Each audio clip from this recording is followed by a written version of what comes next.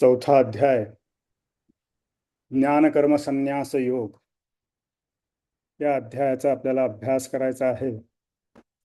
प्रार्थनेने आपण सुरुवात करूयात.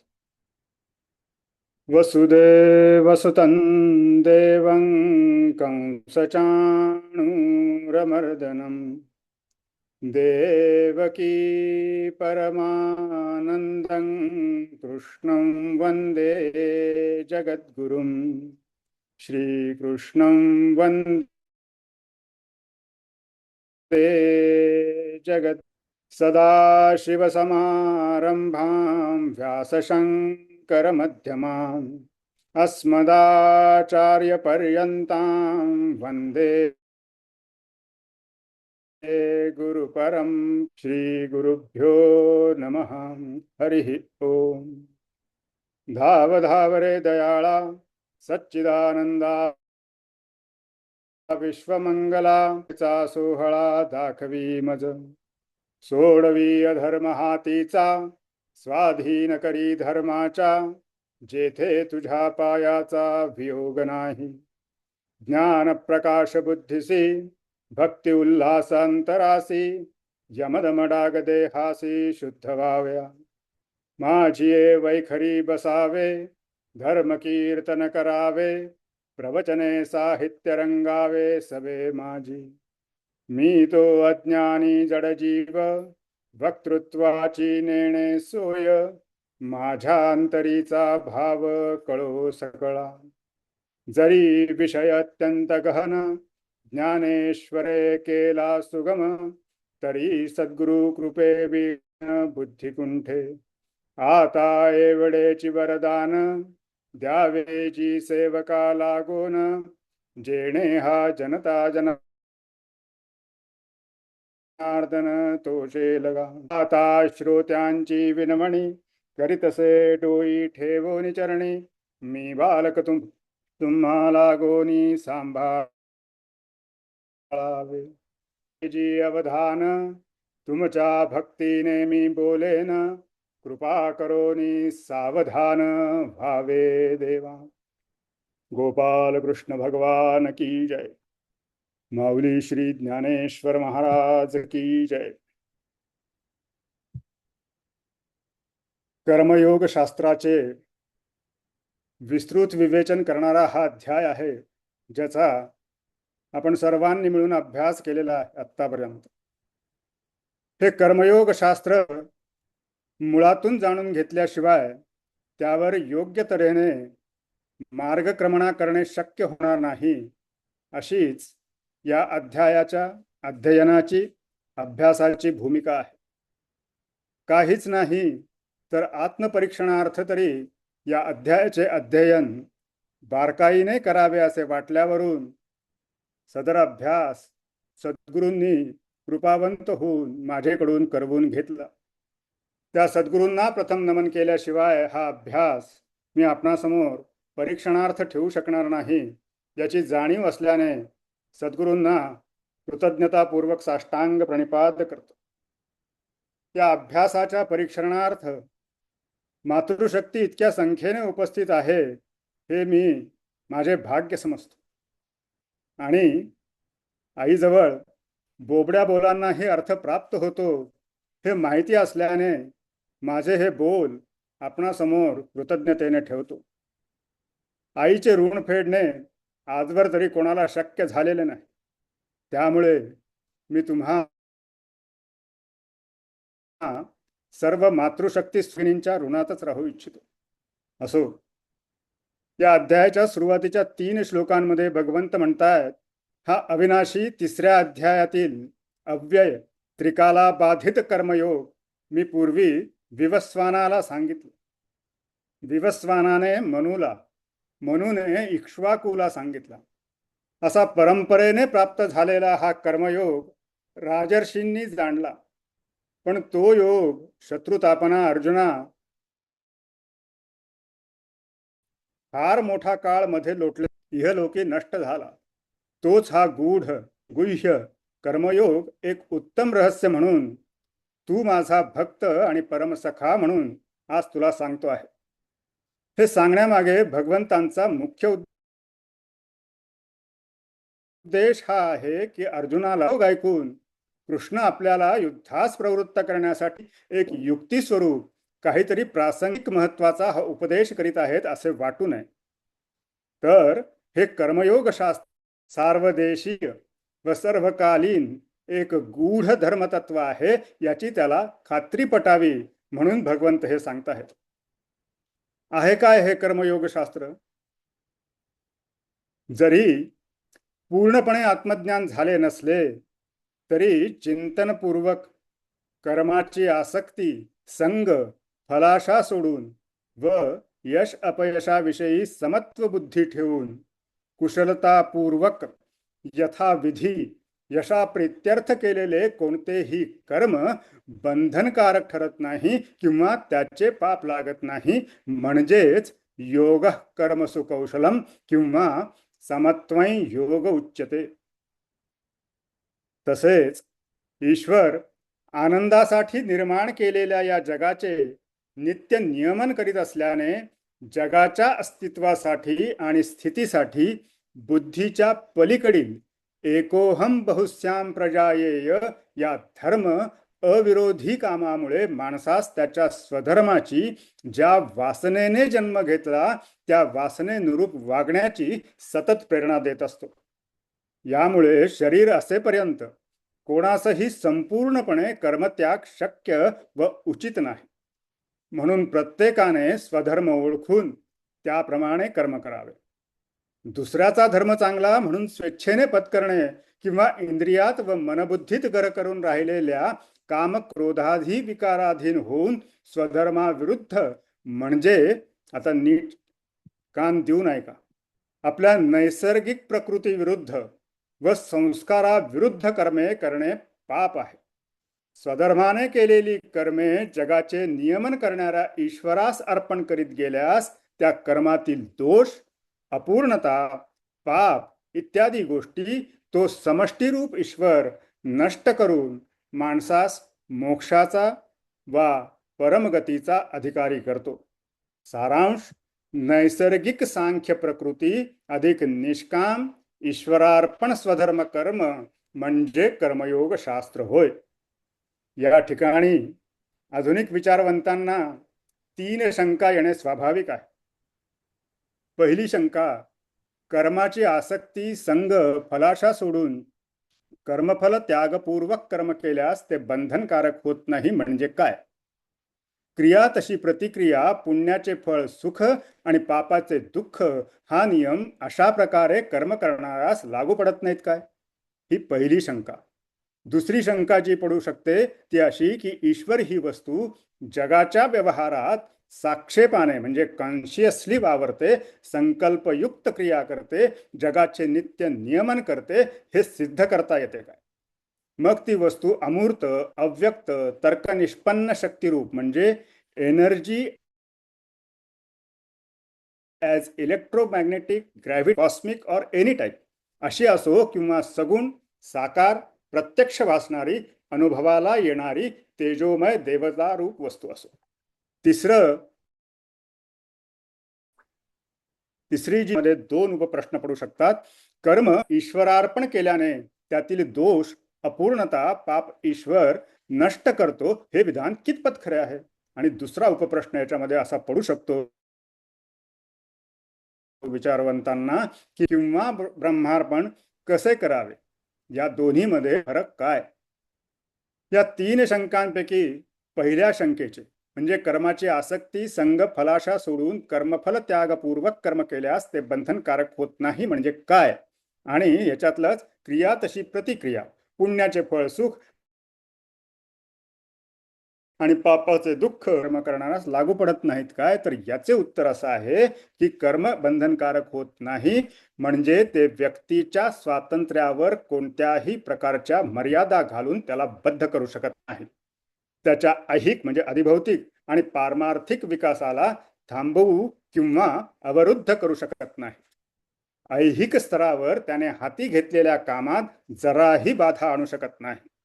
पण क्रिया तशी प्रतिक्रिया या नात्याने त्याला कर्मफल प्राप्त होतेच, पण ते त्याला चिकटत नाही. आता याचं उदाहरण जर सांगायचं ठरवलं तर लोकमान्य टिळकांना त्यांच्या कर्माचे फळ म्हणून जरी 6 वर्षे तुरुंगाची शिक्षा झाली तरी त्यांचे स्वराज्यासाठी प्रचार करण्याचे काम थांबले नाही. केसरीत लेख लिहिण्याऐवजी गीता रहस्य लिहून उच्च आध्यात्मिक प्रवृत्तीच्या लोकांना स्वातंत्र्य चळवळीत सामील होण्याची स्फूर्ती त्यांनी दिली. स्वतःचाही आध्यात्मिक विकास घडवला आणि जीवात्म्याच्या स्वातंत्र्यावर, मुक्ततेवर आपण दोषी आहोत म्हणून शिक्षा भोगत आहोत या विचारांची छायाही पडू दिली नाही. इतर क्रांतिकारकांबद्दलही हेच म्हणता येईल. दुसरं उदाहरण म्हणजे नेहरू पंतप्रधान झाले. हे काय झालं? हे पुण्याचं फळ झालं. ते पंतप्रधान झाल्यावरही त्यांच्या जनतेतील मुक्त संचारावर त्यांच्या नंतरच्या पंतप्रधानांप्रमाणे वागण्यावर कुठलेही बंधन आले नाही. याने पहिल्या शंकेचं निरसन होतं. आता दुसऱ्या शंकेचा विचार करूयात. ईश्वर ही वस्तू जगाच्या व्यवहारात साक्षेपाने म्हणजे कॉन्शियसली वावरते, संकल्पयुक्त क्रिया करते, जगाचे नित्य नियमन करते, हे सिद्ध करता येते काय? मग ती वस्तू अमूर्त असो, अव्यक्त असो, तर्क निष्पन्न शक्तिरूप म्हणजे एनर्जी कुठल्याही प्रकारची, इलेक्ट्रोमॅग्नेटिक, ग्रॅव्हिटेशनल, कॉस्मिक किंवा कुठल्याही प्रकारची अशी असो, किंवा सगुण, साकार, प्रत्यक्ष भासणारी, अनुभवाला येणारी तेजोमय देवतारूप वस्तू असो, त्याचा विचार करूया. या विश्वामध्ये प्रचंड शक्तीची कामे बिनचूक होताना दिसतात. जसे खगोल फिरतात, ऋतुचक्र व्यवस्थित चालते, आंब्याच्या झाडाला आंबेच येतात, याप्रमाणे सर्व जगाची व्यवस्था वा नियमन होते. पण एवढ्यावरून ईश्वर ही वस्तू सिद्ध होत नाही, कारण निसर्ग हाही प्रचंड शक्तीची कामे करतो. निसर्ग नियमाने जी कर्मे होतात त्यातही सौंदर्य, व्यवस्था, नियमन असते, हे आजच्या विज्ञानाने सिद्ध आहे. तेव्हा संकल्पयुक्त क्रिया आणि तर्काधिष्ठित तत्वज्ञान यानेच ईश्वर सिद्ध होऊ शकतो. ईश्वरी अवतार या संकल्पनेतही या संकल्पयुक्त क्रियांनाच मुख्य प्राधान्य आहे. तेव्हा भारतीय तत्वज्ञानात ईश्वर ही वस्तू आहे काय याही प्रश्नाचा येथे तात्विक दृष्टीने विचार करणे आवश्यक आहे. कारण ईश्वर ही वस्तू सर्वत्र असल्याने ईश्वर दर्शन किंवा देवदर्शन, तेजाचे दर्शन सर्वत्र सर्व काळात होत आलेले आहे. यावरूनही वादातीत ईश्वर सिद्ध होत नाही, कारण येथेही दर्शन म्हणजे मनोविज्ञान युक्त निसर्गाचे म्हणजे सायकोलॉजिकल नेचर ऑफ मॅन याप्रमाणे मृगजलाप्रमाणे भासयुक्त कार्य ठरू शकते. तेव्हा वादातीत ईश्वर सिद्ध करण्यास मानवी जीवनाचाच अभ्यास करणे, तेच तपासून पाहणे आवश्यक ठरते. ज्या मानवाला जास्तीत जास्त कर्म स्वातंत्र्य आहे व जे मानव विवेकाने जगतात, अंध अंतःप्रेरणेने जगत नाहीत, अशा मानवाचे जीवन तपासणे आवश्यक आहे. कर्माचे परिणाम यथाशक्ती जाणून कर्म करणारा साक्षेपी माणूस जेव्हा अडचणीत सापडतो, दुःखी होतो, तेव्हा त्यास सुखी करण्यास किंवा तो सुखी व्हावा म्हणून जी धडपड त्याच्यातील व्यक्तिगत आणि समष्टीगत अशा ज्या वस्तू मानसिक स्तरावर किंवा प्रत्यक्ष क्रियेने करते, त्यावरूनच ईश्वर सिद्ध होतो. ही ऐहिक सर्वांना दिसणारी धडपड ही संकल्पयुक्त क्रिया असून त्या माणसास अडचणीतून किंवा दुःखातून बाहेर काढून आनंदित करणे हा त्याचा संकल्प असतो. येथे हा मनोविज्ञानात्मक निसर्ग आहे असे म्हणता येत नाही, कारण हे काम केवळ अंतःप्रेरणेने होत नाही.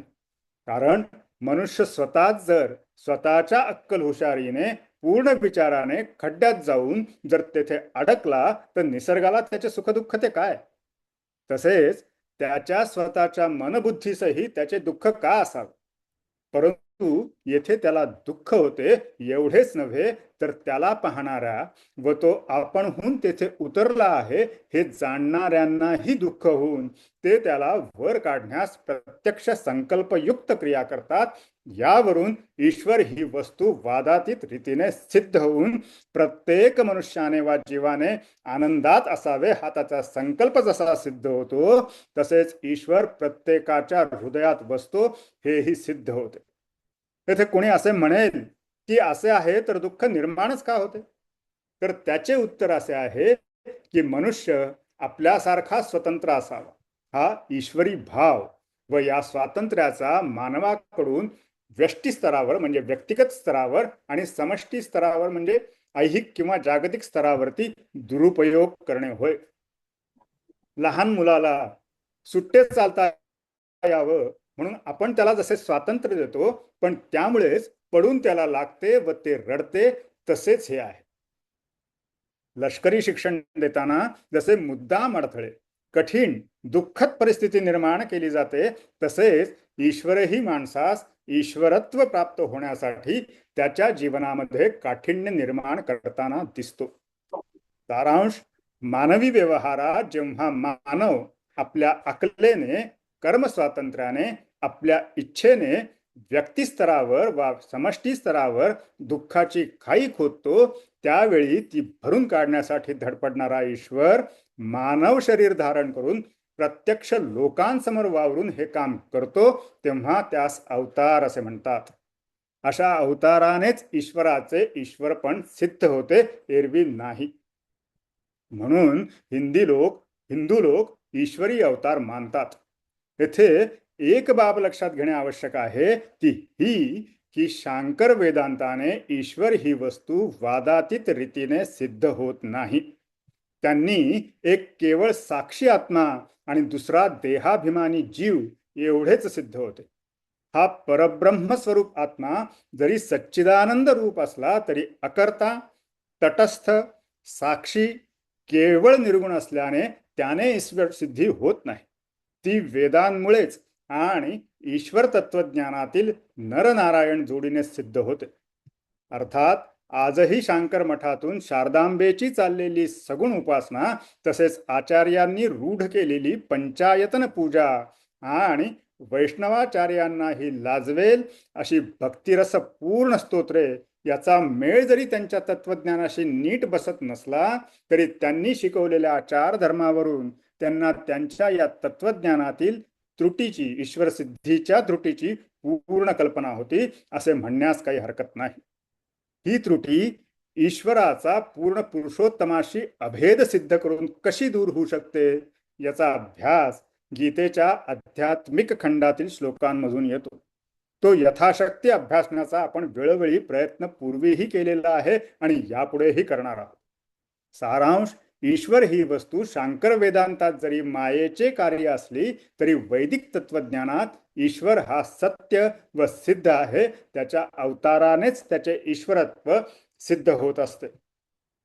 आता आपण तिसऱ्या शंकेकडे वळू. कर्म ईश्वरार्पण केल्याने त्यातील दोष, अपूर्णता, पाप ईश्वर नष्ट करतो, हे विधान कितपत खरे आहे अशी ती शंका आहे. आणि याच्यात उपप्रश्न असा आहे की कर्म ईश्वरार्पण किंवा ब्रह्मार्पण कसे करावे, या दोन्हीमध्ये फरक काय? व्यष्टी हा व्यक्तिवाचक शब्द आहे, तर समष्टी हा समूहवाचक शब्द आहे.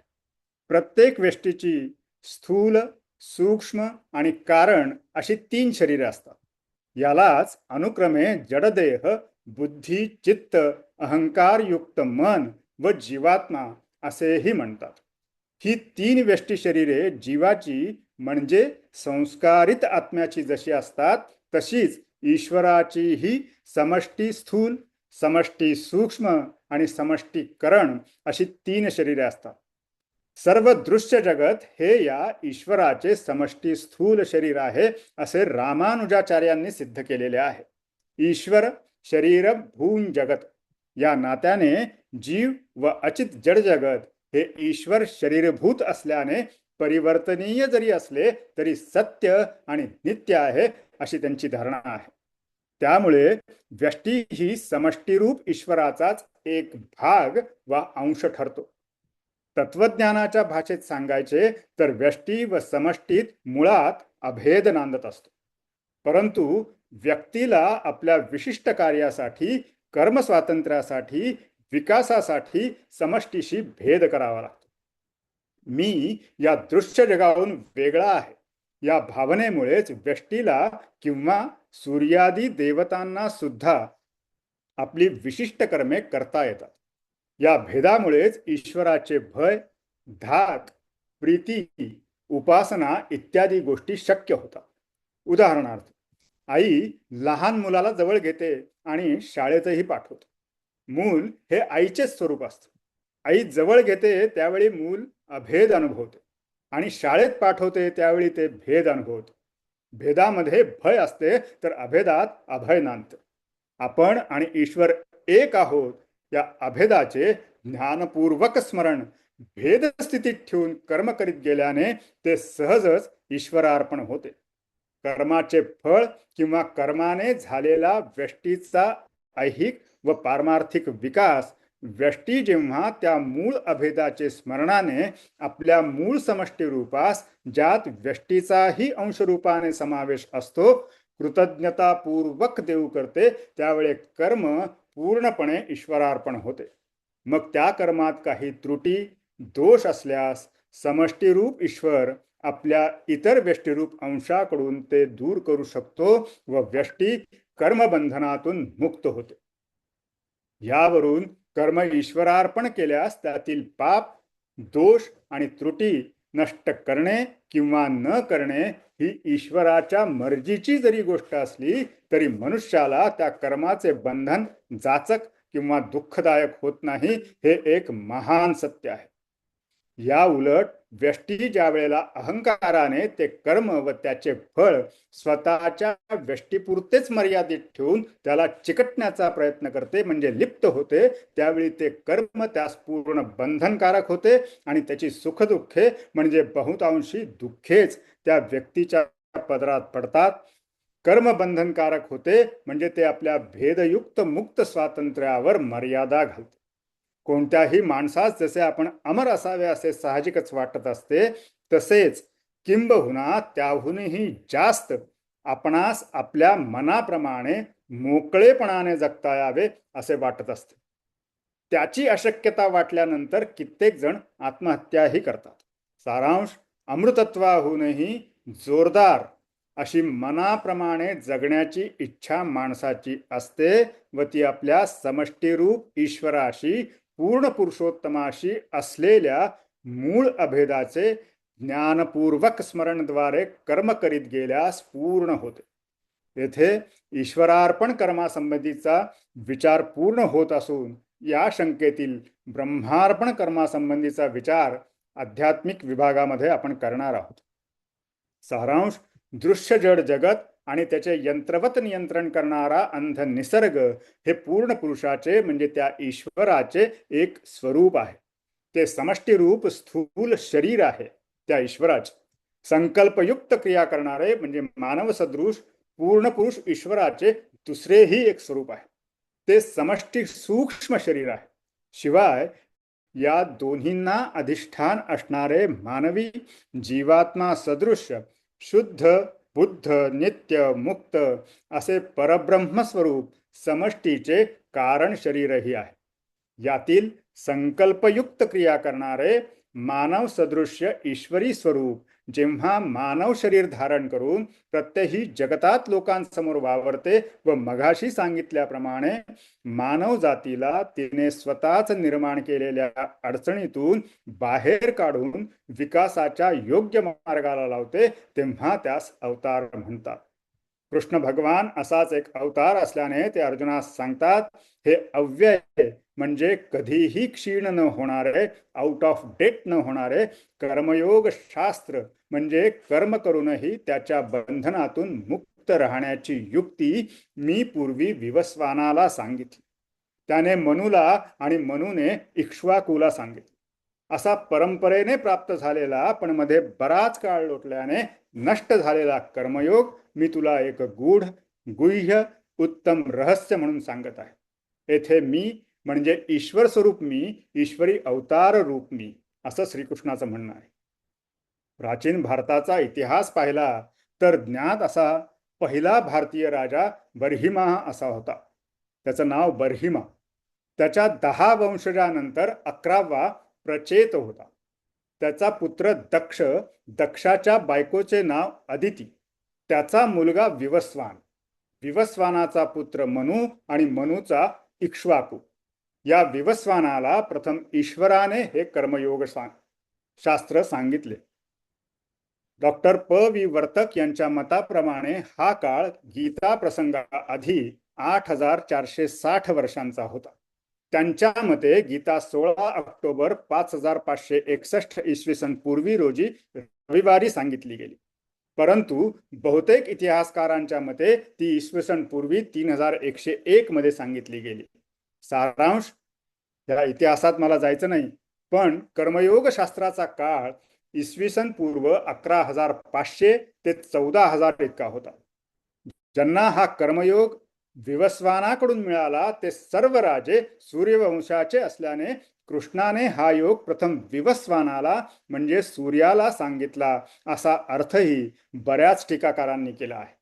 पण तो आकाशातील सूर्यास सांगितला नसून सूर्यवंशातील विवस्वानास सांगितलेला आहे.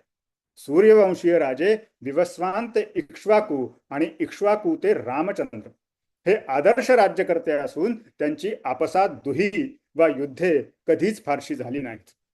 कृष्ण आणि अर्जुन हे सोमवंशीय असून अर्जुनापुढे आपसातील युद्धाचाच प्रसंग असल्याने कृष्णाने मुद्दाम हा सूर्यवंशीयांना सांगितलेला योग अर्जुनापाशी उघड केलेला आहे. परंतु या कर्मयोग शास्त्राचा इतिहास एवढाच जुना आहे असे नाही, तर महाभारत शांती पर्वातील अध्याय क्रमांक 348 प्रमाणे ब्रह्मदेवाचे 7 जन्म झाले असून गीता प्रसंगाच्या काळाच्या आधी ब्रह्मदेवाचे जे 6 जन्म झाले त्या प्रत्येक जन्मात नारायणाकडून हे कर्मयोग शास्त्र ब्रह्मदेवाला प्राप्त झालेले आहे. या 7व्या ब्रह्मदेवाच्या जन्मातील इतिहास प्रचेत, दक्ष, विवस्वान, मनु, इक्ष्वाकू असा आहे. इक्ष्वाकू कुळात ही परंपरा बऱ्याच पिढ्यापर्यंत चालत होती असे दिसते. तसेच मिथिलेच्या ज्या राजवंशाचा प्रारंभ निमीपासून झाला तो निमी इक्ष्वाकूचा दुसरा पुत्र असल्याने इक्ष्वाकूने या कर्मयोग शास्त्राचा उपदेश त्यालाही केला असला पाहिजे.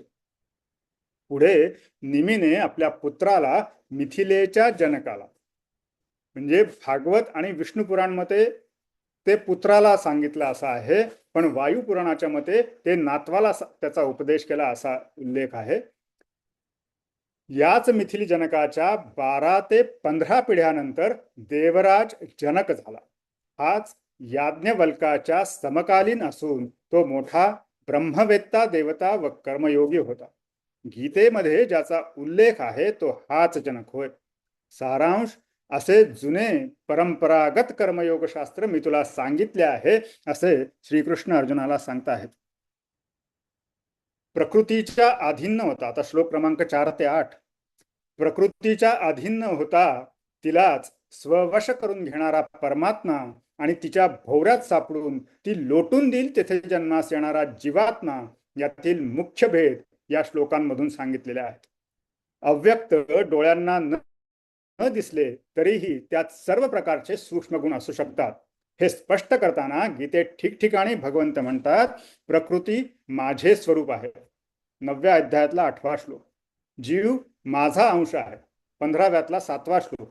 सर्व भूतांच्या अंतरी असणारा आत्मा मी आहे. 10व्यातला 20वा श्लोक. जगात ज्या ज्या श्रीमान आणि विभूतिमत मूर्ती आहेत त्या सर्व माझ्या अंशापासून आहेत. 10व्यातलाच 41वा श्लोक. मीच ब्रह्माचे, अव्यय मोक्षाचे, शाश्वत धर्माचे आणि परमावधीच्या सुखाचे मूळ स्थान आहे. हे 14व्यातील 27वा श्लोक. मी माझ्या योगमायेने आच्छादित असल्यामुळे मूर्ख लोक मला जाणत नाहीत. मी जरी जन्मविरहित आणि अव्यय आहे तरी स्वतःच्या प्रकृतीत अधिष्ठित होऊन मी आपल्या मायेने म्हणजे आत्ममायया जन्म घेतो म्हणजे व्यक्त होत असतो. याच अध्यायातला 9वा श्लोक. त्रिगुणात्मक प्रकृती ही माझी दैवी माया असून त्या मायेला जे तरुण जातात ते मला येऊन मिळतात. त्या मायेने ज्याचे ज्ञान नष्ट होते ते मूढ नराधम मला येऊन मिळत नाहीत. 7व्या अध्यायातला 25वा श्लोक. हे अर्जुना, सर्व भूतांच्या हृदयात जीवरूपाने ईश्वरच वास करीत असून तो आपल्या मायेने सर्व भूतांना यंत्राप्रमाणे फिरवित असतो. माझे हे दिव्य कर्म जो तत्वता ओळखतो तो पूर्णपणे मला येऊन मिळतो. गीता श्लोक 4 यात अर्जुन श्रीकृष्णाला म्हणतायत, विचारतायत, तुझा जन्म अलीकडचा तर विवस्वानाचा फार प्राचीन काळचा असे असता तू या आधी कर्मयोग शास्त्र विवस्वानाला सांगितले होतेस, हे मी कसे मानावे. सामान्य माणूस मी म्हणताना त्या मी मध्ये जरी आपल्या देहाचा मनबुद्धी चित्त अहंकारादी चित्त चतुष्टयाचा व जीवात्म्याचा समावेश करत असला तरी त्याचा भर देहावरच असतो. तो आपली वेगळी अशी ओळख, आपली आयडेंटिटी आपला जडदेहच आहे असे समजतो. वास्तविक जडदेह बालपणापासून वृद्धावस्थेपर्यंत सतत बदलत असल्याने तो व्यक्तीची सारी ओळख होऊ शकत नाही. परंतु व्यक्ती देहाचाच उपयोग त्याच्या सापेक्षत्वात अव्यय असणाऱ्या जीवात्म्याच्या निर्देशासाठी करते आणि म्हणून कृष्णाचे वरील म्हणणे आजच्या बुद्धिवादी माणसाप्रमाणे अर्जुनास खोटे वाटले. परंतु कृष्णाचे आजचे शरीर जरी 460 वर्षापूर्वीचे नसले तरी कृष्णाची खरी आयडेंटिटी ज्याने होते तो कृष्णाचा जीवात्मा होता. फक्त तो वेगळ्या शरीरात होता एवढेच. त्या शरीरात असताना त्याने विवस्वानाला कर्मयोग शास्त्र सांगितले होते. तो देह सोडून कृष्णाचा जीवात्मा त्यातील मनोमय कोशासह अनेक देह धरत सोडत 8460 वर्षे राहिला आणि नंतर या कृष्ण देहात आला. याचे स्मरण आपल्याला जसे बाळपणी शिकल्याचे वा शिकवल्याचे स्मरण राहते तसे कृष्णाला होते. म्हणून तो अर्जुनाला म्हणतो, माझे व तुझे पुष्कळ जन्म झाले आहेत, ते सर्व मी जाणतो, तू मात्र जाणत नाहीस. यावरून सामान्य माणसानेही आपली खरी ओळख, आयडेंटिटी आपले शरीर नसून आपला जीवात्मा आहे हे सतत ध्यानी घ्यावे. या जीवात्म्याची काहीशी ओळख वा कल्पना आपणास आपल्या संस्कारित मनबुद्धीच्या संरचनेवरून, active frame of reference of mind, याच्यावरून येऊ शकते. सामान्य बालक झोपेनंतर आदल्या दिवशी शिकवलेले जसे विसरते तसे जो माणूस देहालाच मी समजतो तो महानिद्रारूप मृत्यूनंतर मागचे सर्व विसरतो. पण जो जीवात्म्याला किंवा संस्कारित मनबुद्धी संरचनेलाच मी समजतो व योगादी क्रिया करतो तो मागच्या बऱ्याच गोष्टी आठवू शकतो. परंतु जो जीवात्मा शुद्ध साक्षी आत्म्याला जाणतो तो आत्मा प्रकृतीच्या अधीन होऊन जन्म न घेता प्रकृतीला स्वाधीन ठेवून जन्म घेतो. जन्माच्या वेळी शरीर, मन, बुद्धी, इंद्रिये व पुढे जीवनातील इतर गोष्टी कशा असाव्यात याबद्दल सामान्य प्राणास प्रत्येक स्तरावर मर्यादित संधी असते. पूर्वकर्मानुसार येथील त्या मर्यादित गोष्टींच्या मधूनच त्याला आपल्या जीवनपूर्तीसाठी दरवेळी निवड करावी लागते. पण आत्मज्ञानी माणसाला व विशेषतः कृष्णासारख्या दिव्य पूर्ण पुरुषाला काय कार्य करायचे ते ठरवून त्यासाठी सुयोग्य अशी विशिष्ट प्रकृती निर्माण करून तिच्या सहाय्याने जसा जन्म घेता येतो तसे जीवनातील इतर कार्यासाठीही योग्य ती परिस्थिती प्रकृतीकडून निर्माण करता येते. या आत्म्याच्या सामर्थ्याला आत्ममाया हा शब्द कृष्णाने वापरलेला आहे. म्हणून कृष्ण म्हणतात, मी आज अविनाशी आत्मा आहे, भूतांचा ईश्वरही आहे. मी आत्ममायेमुळे म्हणजे आत्म्याच्या मायेमुळे प्रकृतीला स्वतःच्या ताब्यात ठेवून जन्म घेतो. इथे कोणाला अशी शंका येईल की भगवानांचा अजय आत्मा किंवा परमात्मा खरोखरीच प्रकृतीवर प्रभुत्व गाजवतो का? तर त्याचे उत्तर होय असे आहे आणि याचे उत्तम विवेचन वर्तकांच्या पुस्तकात केलेले आहे. असो, देव पुढे म्हणतात, जेव्हा जेव्हा धर्माला ग्लानी येते आणि अधर्माचे उत्थान होते तेव्हा मी स्वतःला आत्ममायेने उत्पन्न करतो म्हणजे जन्म घेतो. अशा प्रकारे साधूंच्या रक्षणासाठी आणि दुष्टांच्या नाशासाठी, धर्माच्या स्थापनेसाठी मी युगायुगाचे ठायी जन्म घेतो. ईश्वरी अवतार अशा रीतीने प्रकृतीला ताब्यात ठेवून होत असल्याने त्या अवतार समाप्तीनंतरही हे ईश्वरी अवतार आपल्या पूर्वीच्या अवतार रूपात साधकास दर्शन देऊ शकतात. परंतु यासाठी साधकाने आपल्या भक्तीने, उपासनेने आपल्या मनोबुद्धीच्या पलीकडच्या प्रांतात प्रवेश करण्याचा प्रयत्न करणे आवश्यक आहे. धर्माची मूलतत्वे सनातन आणि कधीही न बदलणारी असतात. तरी धर्माचे आचाररूपी बाह्यांग परिस्थितीप्रमाणे बदलू शकते.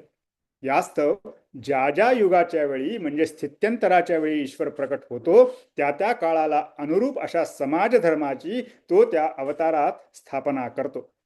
मत्स्य कुर्मादी दशावतारातील धर्मस्थापनेचे स्वरूप अंतरंगी एकच असले तरी बाह्यता वेगवेगळे दिसते. त्याचे कारण युगधर्म. ईश्वराचा प्रकृतीशी व प्रकृतीहून विस्तार पावलेल्या जगाशी काय संबंध आहे याचा बोध झाला पाहिजे. साधूंचे संरक्षण, दुष्टांचे निर्दालन आणि धर्मसंस्थापन अशा 3 अवतार कार्यात ईश्वर त्या कर्माचा कर्ता असूनही अकर्ता राहू शकतो. कर्म करूनही अलिप्तता प्राप्त करता येते हे स्वतःच्या अवताराचा दाखला देऊन श्रीकृष्णाने गीतेमध्ये सांगितलेले आहे. श्लोक 9 ते 16. भगवंत पुढे म्हणतात, माझे या प्रकारचे दिव्य जन्म व कर्म यातील तत्व जो जाणतो तो देह सोडल्यावर पुन्हा कधी पुनर्जन्मास प्राप्त होत नाही, तो मला येऊन मिळतो. येथे दिव्य जन्म आणि दिव्य कर्म काय याचा सूक्ष्म विचार करणे आवश्यक आहे.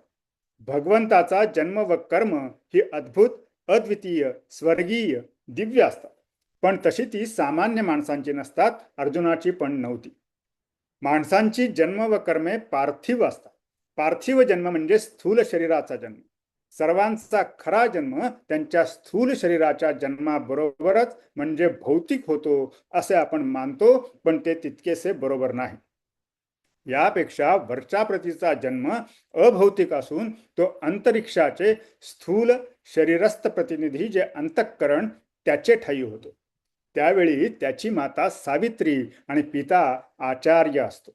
यास सावित्र जन्म असे म्हणतात. या जन्माने मनुष्यात विलक्षण परिवर्तन होते.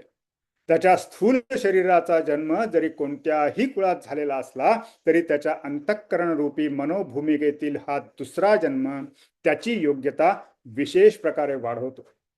याहूनही जो उच्च प्रतीचा जन्म असतो त्याला दिव्य जन्म म्हणतात.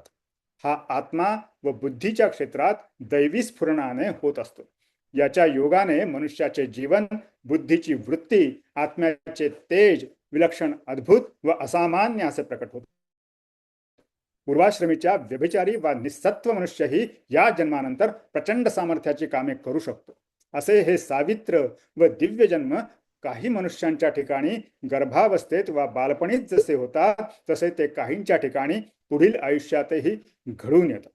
हे जन्म अंतःकरणामध्ये, बुद्धी आत्म्यामध्ये होत असल्यामुळे त्याचा पार्थिव शरीराशी तसा प्रत्यक्ष संबंध येत नाही. आणि म्हणून गीता भगवंत 6व्या श्लोकामध्ये म्हणतात, मी अजन्मा म्हणजे पार्थिव जन्मरहित अव्यय भूतांचा ईश्वर असूनही प्रकृतीला स्वाधीन ठेवून उत्पन्न होत असतो. आता दिव्य कर्म म्हणजे काय ते पाहू. सामान्य माणसांचा पार्थिव जन्म वासनेपोटी होत असतो. जन्म घेणे लागे वासनेचे संगे असे तुकाराम महाराजही म्हणतात. तसेच बृहदारण्यक उपनिषदही म्हणतो, अथो खलवाटु काममयः एव पुरुष इति स यथा कामो भवति तत्क्रतु भवति सत्क्रतु भवति तत् कर्म कुरुते यत् कर्म कुरुते तद संभीदयते. म्हणजे मनुष्य वासनामय, काममय असतो. जसा काम तसा क्रतू किंवा यज्ञ, जसा यज्ञ तसे कर्म व जसे कर्म तसे फल. थोडक्यात पार्थिव जन्म असलेल्या सामान्य माणसाच्या कर्मामागे मूळ प्रेरणा वासनेची असते. त्याला जगाशी काही कर्तव्य असते. या जगातील काही विषयांची त्याला अभिलाषा असते. ते त्याला मिळवायचे असतात. जगात मनाविरुद्ध असलेल्या काही गोष्टी नष्ट कराव्याशा वाटतात. काही गोष्टींची जगातील न्यूनता त्याला पूर्ण करायची असते. त्याच्या जीवनाला अनेक पैलू असतात व त्यांच्या पूर्ततेसाठी त्याला ज्ञानाची आणि सत्व रज तम यापैकी एखाद्या गुणरूप साधनाची अपेक्षा असते. परंतु भगवंतांना या तिन्ही लोकांशी व जगाशी ते त्याचे स्वरूपच असल्याने भेदयुक्त असे काही कर्तव्य नसते. त्याला मिळवण्याजोगी किंवा मिळाली नाही अशी एकही गोष्ट जगात नसल्याने त्याचे ठिकाणी वासनेचा लवलेशही न. मंत्र 8 प्रमाणे नतस्य कारणं न विद्यते. या न्यायाने त्याचे कोणतेही खास कार्य वासना किंवा संकल्पही नसतो. अर्थात स्वार्थी कामसंबद्ध, अहंकर्तृत्व आणि भोक्तृत्व अशी कोणतीही प्रेरणा नसून त्याचे कर्म कोणत्याही एका गुणाच्या अधिपत्याखाली होत नाही. ते कर्म तेथून लोकसंग्रहासाठी, धर्मसंस्थापनेसाठी व अधर्माने धर्मावर येणारी ग्लानी दूर करण्यासाठी सहजरित्या होत असते. लोकसंग्रहात साधूंचे रक्षण, नाश विहित असते. धर्मसंस्थापनेत सामाजिक, आर्थिक, नैतिक व्यवस्था, वर्णसंकर टाळून नव्या काळाला व सभ्यतेला अनुरूप करण्याचे काम येते. स्वधर्मावर येणारी ग्लानी दूर स्वधर्माप्रमाणे वागण्याचे म्हणजेच जन्माच्या वासनेच्या पूर्ततेसाठी प्रयत्नशील राहण्याचे स्वातंत्र्य बहाल करणे. यासाठी अधर्माचा म्हणजे विरोधीचा पाडाव करण्याची जबाबदारी पत्करावी लागते. हे सर्व कर्म वासनारहित वृत्तीने गुणसाम्यावस्थेतून दैवी गुणसंपत्तीने युक्त असे केल्यास ते दिव्य कर्म ठरते. ज्या दिव्य गुण दिसून येतात ती कर्मे दिव्य कर्मे म्हणवली जातात. म्हणून भगवंत म्हणतात, जो माझ्या दिव्य जन्म व दिव्य कर्माचे वर वर्णन केलेले तत्व जाणतो तो प्रकृतीच्या जन्म मरणाच्या फेऱ्यातून मिळतो. अशा रीतीने त्याचा पार्थिव पुनर्जन्म नष्ट होऊन तो मला मिळाल्याने स्वतःच्या इच्छेने दिव्य जन्म धारण करू शकतो. भगवंताच्या दिव्य जन्मकर्मा जे जाणतात त्यांना अध्यात्म आणि कर्मयोग दोहोचेही पूर्ण ज्ञान होते. त्यामुळे ते अंती भगवंतास जाऊन मिळतात. आज कित्येक लोक संकट समयी त्या ऐहिक प्रयत्न न करता ईश्वराच्या किंवा देवाच्या भरोशावर राहतात व अंती निराश वा दुःखी होऊन नास्तिक बनतात. पण ते हे विसरतात की देवाचा आश्रय करण्यासाठी दोन अटी आहेत: भय, क्रोधाचा त्याग आणि दुसरी अट ज्ञान आणि तपाने शुद्ध होणे. ज्ञान व तप यामध्ये अनुक्रमे कर्मयोगाचे म्हणजे ज्ञान व प्रयत्नांचे कष्ट अंतर्भूत असतात. ते न करता केवळ देवाच्या भरोशावर राहणे योग्य नाही. हा मुद्दा स्पष्ट करण्यासाठी देव म्हणतात, पार्थ जे माझ्या जसा स्वीकारतात तसाच मी त्यांना स्वीकारतो, कारण सर्वच लोक तत्वतः माझ्याच म्हणजे माझ्याकडे येणाऱ्या मार्गाचेच अनुकरण करीत असतात. मला आज आपापल्या मार्गाने या श्लोकांचा अर्थ कित्येक विद्वान जो माझ्याशी जसे वागतो तसा मी त्याच्याशी वागतो, शठम प्रतिशाठ्यम असा करतात. उदाहरणार्थ गीता विद्वान लेखक डॉक्टर प विवर्तक आणि दुसरा गीता तत्वमंजरी लेखक श्री जस करंदीकर. पण हा अर्थ तितकासा बरोबर वाटत नाही. धर्माचा नियम शठ सर्वत्र एकदेशी नसून शठम प्रति सत्यम असाही आहे. उदाहरणार्थ अक्रोधेन जयेत क्रोधम, असाधुम साधुना जयेत, दानेन जयेत सत्तेत चानृतम. महाभारतामधला हा श्लोक आहे, 39व्या अध्यायातला 73वा श्लोक. म्हणजे क्षमेने क्रोधत्वाने दुष्टास, दानाने कृपणाला आणि सत्याने असत्याला जिंकले पाहिजे. तेव्हा 11व्या श्लोकाचे तात्पर्य असे आहे की जो मनुष्य जातीने ज्या प्रमाणात माझा आश्रय करतो त्या प्रमाणात मी ईश्वर त्याला पावत असतो. हे ओळखूनच माणसाने माझा आश्रय करावा. जो जसा प्रयत्न करील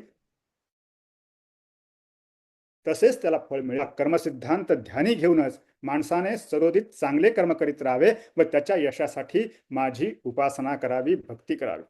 येथे कोणी असे म्हणेल की जो मला जसे स्वीकारतो तसे दयालुत्व ते काय? या गर्भित प्रश्नाच्या उत्तरादाखल जणू देव या श्लोकाच्या उत्तरार्धामध्ये म्हणतात, मनुष्य कोणत्याही प्रकारचा चांगला किंवा तो परमेश्वराकडे जाण्याच्या मार्गावरच असतो. सुष्ट, दुष्ट, पुण्यवान, पापी सर्वांनाच परमेश्वर प्राप्ती अपेक्षित असते, पण पुष्कळ नाही. कोणत्या ना कोणत्या दिवशी सर्वच ईश्वराला मिळणार असतात. फरक आहे तो सुखाने लवकर तर दुःखाने उशिरा पोहोचण्याचा.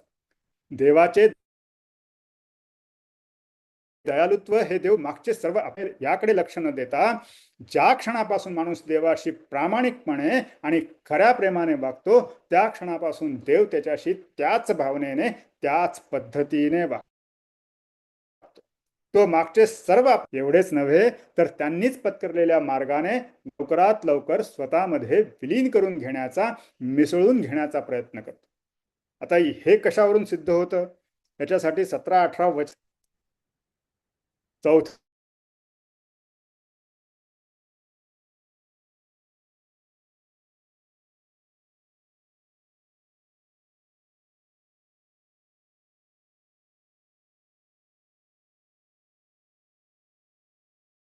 सातव्यातला 23वा श्लोक. वत्तु फलं तेषां तद्भवत्यल्पमेधसां देवान देवयजो यान्ति मद्भक्ता यान्ति मामपि. आता सगळे एवढे 17-18 श्लोक मी काही वाचून दाखवत नाही, पण श्लोकांचे नंबर साधारणपणे देऊन ठेवतो. 9व्यातला 25वा श्लोक, 8व्यातला 15वा श्लोक, 9व्यातला 28वा श्लोक, 15वा श्लोक, 18व्यातला 66वा श्लोक. या वचनांमध्ये भगवंत म्हणतात, माझे पूर्ण पुरुषाचे एक रूप जसे ईश्वर आहे तसे दुसरे रूप ब्रह्मरूप, परब्रह्म रूपही आहे. ब्रह्मात आहे म्हणजे माझ्याच ब्रह्मरूपात मिळवून घेतो. उदाहरणार्थ दुसऱ्यातला 72वा श्लोक, चौथ्यातला 31वा श्लोक, 5व्यातला 6वा श्लोक, 5व्यातला 20वा श्लोक, 27वा श्लोक, 13व्यातला 30वा श्लोक आणि 14व्यातला 26वा श्लोक. पांचयो व्यभिचारेण भक्ती योगेन सेवते सगुणान समती तेतान ब्रह्म भूया. ईश्वर रूप व ब्रह्मरूप यापेक्षा ज्यात माझे ईश्वर रूप, ब्रह्मरूप आणि विश्वरूप या तिन्हीचा समावेश होतो ते माझे परम पूर्ण पुरुषोत्तम रूप होय. माझे परमपद इच्छा करणाऱ्यांना देऊन त्यांना माझ्यात कायमचे विलीन करतो. याच्या उदाहरणार्थ 5व्यातला 21वा श्लोक, 3ऱ्यातला 19वा श्लोक, 8व्यातला 13वा श्लोक, 13व्यातला 28वा श्लोक, 16व्यातला 22वा श्लोक. यावरून सर्व लोक माझ्या पूर्णाच्या मार्गास अनुसरत असतात हे सिद्ध होते. मम वर्तनानुवर्तन्ते मनुष्या पार्थ सर्व. असाच श्लोकार्थ 3ऱ्या अध्यायातील 23व्या श्लोकामध्ये आला आहे, पण तेथे त्याचा अर्थ असाच पण निराळ्या संदर्भाने आलेला. सारांश जसा जे त्याला फळ हा या श्लोकाचा भावार्थ असून तोच पुढील श्लोकात आणखी स्पष्ट केलेला आहे. तिथे भगवंत म्हणतात, कार्यसिद्धीची इच्छा करणारे लोक म्हणजेच कर्मफलाची इहलोकीच प्राप्ती इच्छिणारे लोक देवतांची पूजा करीत असतात. कारण मनुष्यलोकी कर्मजा सिद्धी लवकर पावते. येथे कर्मजा सिद्धी म्हणजे केलेल्या कर्माचे यशरूपी फळ. या मानव करता त्याचे फळ लवकर मिळते. कर्म म्हणजे आपल्या इच्छित ऐहिक कार्यासाठी आपण जे करतो ते वास्तविक ईश्वरी उपासनेचे, पूजेचे, कर्माचे खरे फळ मानवी विकास किंवा मोक्ष म्हणजे जास्तीत जास्त स्वातंत्र्य असा असून ते कालांतराने आणि दीर्घ उपासनेही प्राप्त होत असते. परंतु या सामान्य लोकांना या जन्मीच आपल्या काम्य कर्माचे फळ त्वरित मिळावे असे वाटत असते. असे लोक त्यासाठी देवतांना भजतात वा त्यांची पूजा करतात. परंतु या मनुष्य लोकात प्रयत्नानेच म्हणजे कार्यानुरूप योग्य कर्मानेच सिद्धी मिळत असल्याने देवता पूजनाबरोबर कार्यानुरूप प्रयत्न करणे आवश्यक आहे. प्रयत्नाला यश देण्याचे काम देवता पूजन करते, पण देवता पूजन करून योग्य प्रयत्न न केल्यास कर्माचे यशरूपी फळ मिळणार नाही. नुसते प्रयत्न करूनही देवता पूजन न केल्यास कर्माला अपेक्षित यश जसे लवकर येत नाही तसे आलेले यश पुढे सुखदायकही होत नाही, विकासाला कारणीभूत होत नाही. म्हणून भगवंत म्हणतात, कर्मफलाची इहलोकीच त्वरित इच्छा करणारे लोक देवतांना भजून त्यांच्या मार्फत माझ्याकडे म्हणजे ईश्वराकडे येण्याचा प्रयत्न करतात. सामान्य माणसांच्या इच्छा त्याच्या जन्माच्या वासनेनुरूप बहुतेक असतात आणि असाव्यात. अशा लोकांना कर्माची सिद्धी प्राप्त व्हावी व त्याबरोबरच त्यांचा विकास व्हावा म्हणून असे सामाजिक वातावरण उपलब्ध होणे आवश्यक असते. म्हणून भगवंत म्हणतात, मी गुण आणि कर्म यांच्या विभागांना अनुसरून 4 वर्ण व्यवस्था म्हणजे चातुर्वर्ण व्यवस्था उत्पन्न केलेली आहे, कायम केलेली आहे. त्याचा मीच करता असूनही मी अकर्ता व अव्यय आहे हे तू समजून घे. चातुर्वर्ण म्हणजे क्षत्रिय, वैश्य, ब्राह्मण, शूद्र असे समाजाचे 4 विभाग. भगवान श्रीकृष्ण म्हणतात, हे 4 विभाग मी गुणकर्मानुसार केले आहेत. या वर्णाच्या गुणांचे व कर्माचे वर्णन अधिभौतिक विभागात येते, ते आपण अभ्यासूच. येथे मी म्हणजे श्रीकृष्णाचा अवतारी देह नसून पूर्ण पुरुषाचे श्रीकृष्णातील परमात्म स्वरूप आहे. परमात्म्यानेच हे 4 वर्ण निर्माण केल्याने ते जागतिक आहेत. धर्म न मानणाऱ्या पूर्वीच्या रशियामध्ये सुद्धा हे होतेच. तेथील शिक्षक, अध्यापक, संशोधक, विचारवंत जे दुसऱ्याला ज्ञान देत असत, ते ब्राह्मण नव्हते काय? सर्व सैन्य क्षत्रिय नव्हते काय? व्यापार करणारे वैश्य नव्हते काय? व इतर कार्य करणारे शूद्र नव्हते काय? फक्त त्यांना आपला वर्ण माहीत नसल्याने त्या वर्णाचे एकच कर्म ते करत असत. त्याला पोषक असणारा त्या वर्णाच्या इतर कर्मांची त्यांना माहिती नव्हती, म्हणून त्यांचा अधिदैविक व आध्यात्मिक विकास पाहिजे तसा होत नव्हता. सारांश, गुणकर्माच्या आधारित ठेवलेली चातुर्वर्ण व्यवस्था जगभर आहे. भारत देशात ही चातुर्वर्ण्य कुणी राजाने वा ऋषीने निर्माण केल्याची पुराणामध्ये, इतिहासामध्ये किंवा वेदातही नोंद नाही. त्यामुळे ते परमात्म्यानेच निर्माण केले आहेत हे सिद्ध होते. मुंग्या, मधमाशा, गांधील माशा यांच्यातही कामकरी, शिपाई, राणी असे 3 वर्ग असतात. कळप करून राहणाऱ्या प्राणातही नायक आणि अनुयायी असे भाग दिसतात. तेव्हा ही वर्णव्यवस्था मनुष्येतर प्राण्यातही आहे. तेथे ती निसर्ग निर्मित म्हणजे पूर्णाच्या ईश्वर रूपाने निर्मित असते. प्रत्येक मानवात काही गुण जन्मजात किंवा ईश्वरदत्त असतात, तर काहींची त्यामध्ये उणीव असते. जे ईश्वरदत्त गुण असतात त्यांनी त्याचा वर्ण ठरतो व त्याचाच उपयोग त्याला आपल्या पुष्कळशा जीवन कार्यामध्ये होतो. परंतु हल्लीच्या पूर्णरूप जीवनात सर्वच गोष्टींची आवश्यकता असल्याने केवळ असलेल्या गुणांचाच विकास करणे सांप्रतच्या काळात जीवनाचे ध्येय होऊ शकत नाही. तेव्हा नसलेले गुणही काही प्रमाणात अंगी बाणवावे लागतात. पूर्ण पुरुषोत्तमातील किती तत्वे आपल्यात प्रकट आहेत आणि किती सुप्त आहेत हे ओळखून त्या त्या तत्वांच्या अधिदैवतांची उपासना करावयाची असते व त्याचे अधिभौतिक शिक्षणही प्रयत्नपूर्वक घ्यावे लागते. अशा माणसास पूर्ण पुरुषोत्तमाची संपूर्ण जाणीव अत्यावश्यक असते. त्याच्या अभावी त्या अधिदेवतेची उपासना जशी सफल होत नाही, तसे नसलेले गुण अंगी आणण्याचे अधिभौतिक प्रयत्नही सफल होत नाहीत व सफल झाले तरी सौख्यास कारणीभूत होत नाहीत. सारांश, गुणाप्रमाणे वर्ण, वर्णाप्रमाणे कर्म, पुन्हा कर्माप्रमाणे नवे गुण, नवे वर्ण अशी क्रिया प्रतिक्रिया रूपी साखळी सतत चालू असते. हरिवंश अध्याय 10 प्रमाणे ही साखळी इक्ष्वाकूचा भाऊ नागाभारिष्ठापासून म्हणजे इसवी पूर्व 13,000 वर्षापासून वर्णव्यवस्था रूपाने भारतात नांदत आहे. म्हणून परमात्मा स्वतः यात काही करत नाही. मूळ योजना त्याचीच असली तरी तो स्वतः कोणाला उचलून अमुक एक वर्णात टाकत नाही, म्हणून तो याचा कर्ता असूनही अकर्ता आहे. शिवाय ही व्यवस्था राबवण्यासाठी त्याच्या शक्तीचा कुठलाच व्यय होत नसल्याने तो अव्यय आणि अकर्ता ठरतो. तात्पर्य, इहलोकी कर्मजा सिद्धी लवकर मिळावी असे वाटत असेल व त्याबरोबर विकासपूर्वक माझ्यात प्रवेशही अपेक्षित असेल, तर त्यांनी मी निर्मिलेल्या वर्णव्यवस्थेची योग्य माहिती घेऊन ती अनुसरल्यास सिद्धी ठरलेली आहे असे भगवंत सांगतात. पुढे भगवंत म्हणतात, मला कर्मे चिकटत नाही, कारण कर्मफलामध्ये माझी अभिलाषा नसते. अशा मला जो ओळखतो तो कर्माने बद्ध होत नाही.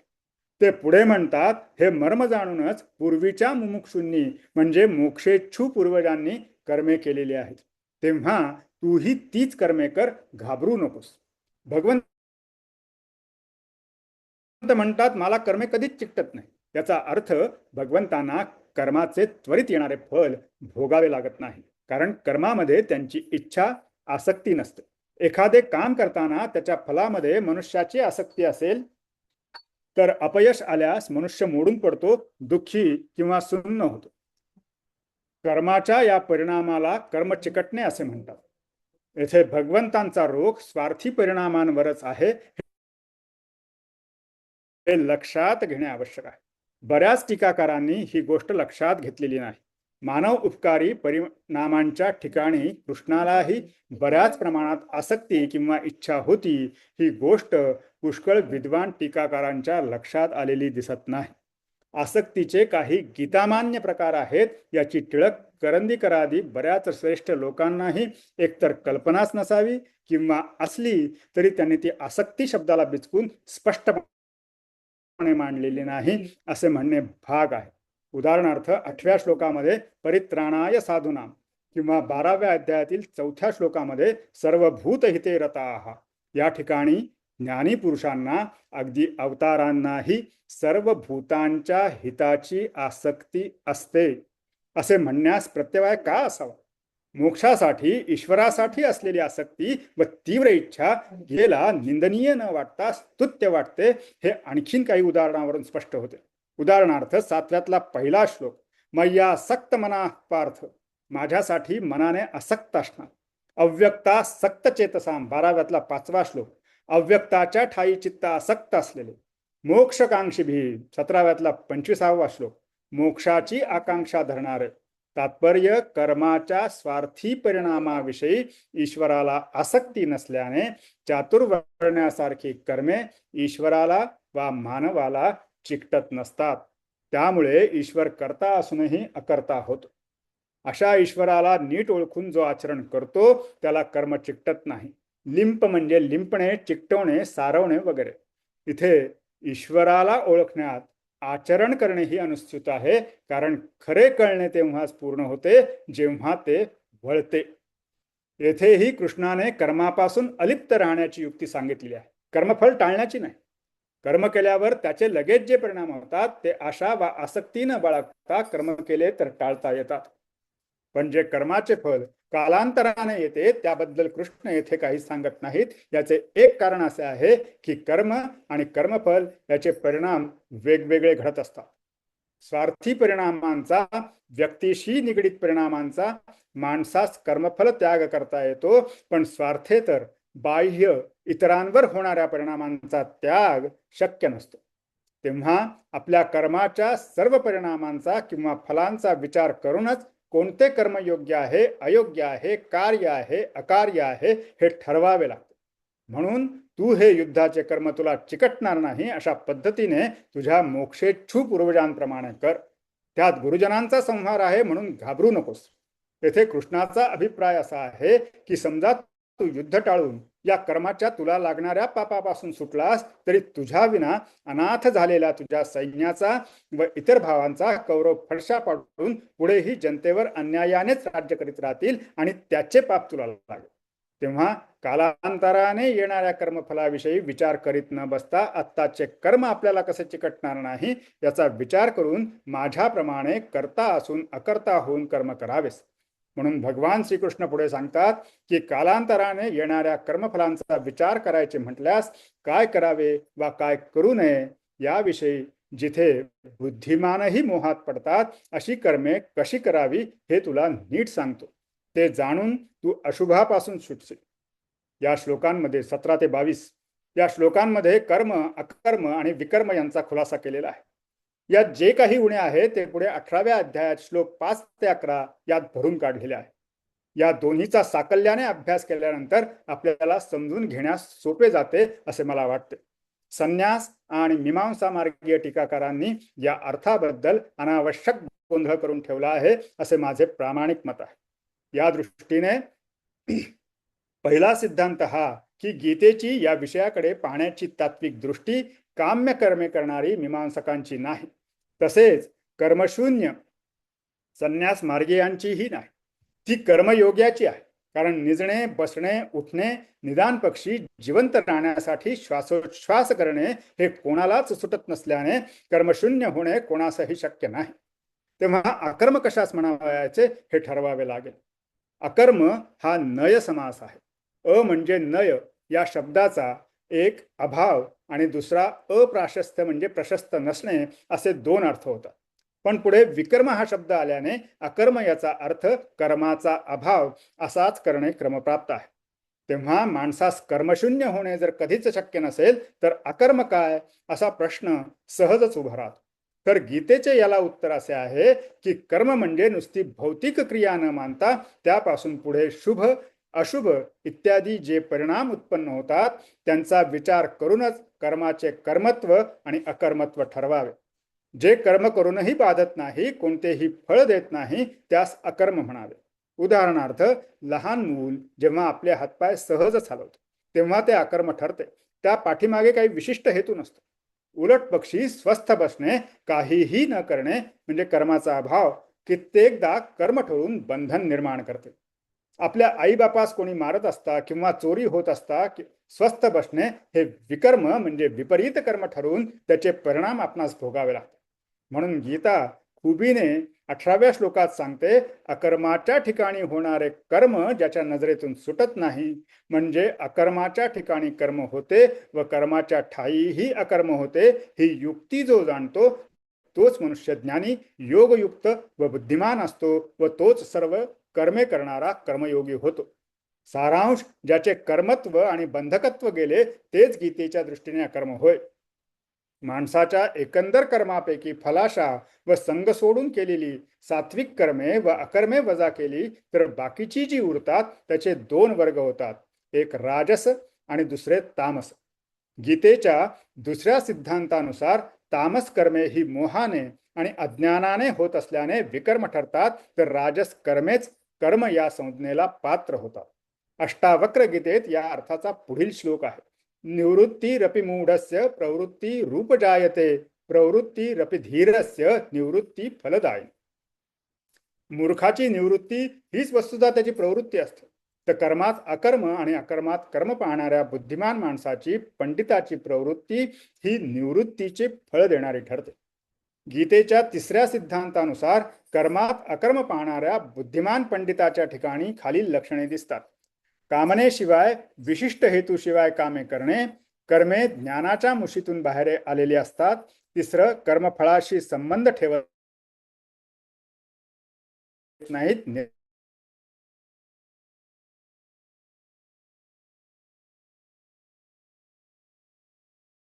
देत नाहीत. सातवं लक्षण सर्व परिग्रहाचा म्हणजे भोवतालच्या परिसरातून घेतलेल्या गोष्टींचा त्याग करण्यास सदैव तयार असतात. आठवं लक्षण जे आहे मिळेल त्यामध्ये संतुष्ट असतात. नववं लक्षण जे आहे ते द्वंद्वातीत असतात. 10वं लक्षण जे आहे यशापयशाच्या ठिकाणी समभाव ठेवतात. ही लक्षणे पुढच्या 5 श्लोकांमधून वर्णिलेले आहेत, ती आपण पुढे अभ्यासणारच आहोत. या ठिकाणी विश्वरचनेमागे किंवा व्यक्तीच्या जीवनामागे काही निश्चित हेतू आहे काय, हा विचार करणे अगत्याचे ठरते. इतिहासामध्ये एखादे विशिष्ट ध्येय वा उद्देश ठेवून माणसांनी आपले जीवने यशस्वी केल्याची अनेक उदाहरणे सापडतात. तेव्हा व्यक्तीने असे एखादे ध्येय आपल्या पुढे ठेवावे काय, असा प्रश्न साधकांना पडणे सहज शक्य आहे. असे ध्येय धरल्यास त्याच्या अनुषंगाने होणारी कर्मे ही काम्य कर्मे या सदरात मोडण्याची शक्यता आहे. मग ती कर्मे अकर्म ठरत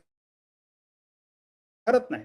माझे असे म्हणणे आहे की झपाट्याने पालटणाऱ्या परिस्थितीत संपूर्ण जीवनाचे असे ध्येय निश्चित करण्यापेक्षा आदिमानवापासून पूर्ण सुसंस्कृत मानवापर्यंत मानव ज्या अंतःप्रेरणेने